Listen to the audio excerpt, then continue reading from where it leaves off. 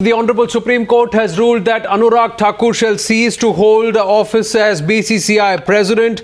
In a major decision, the court has now come out and said that Anurag Thakur shall cease to exist in the working of the BCCI. Also, the BCCI Secretary Ajay Shirke.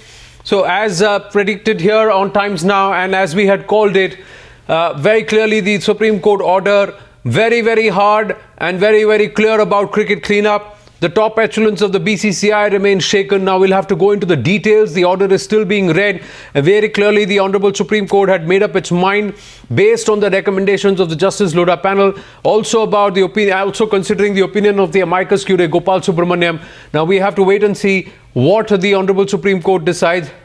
In the case of perjury, is there an observation or an order passed on that front? Because that was a question that was raised. Why should not Anurag Thakur be held guilty of perjury?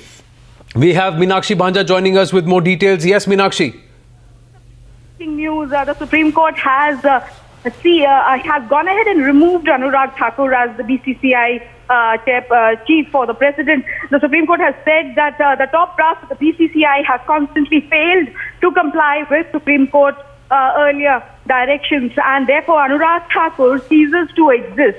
This is the terminology used by the Supreme Court, and I quote, Anurag Thakur ceases to exist as BCCI chief. Big breaking, Anand, coming in from the top court.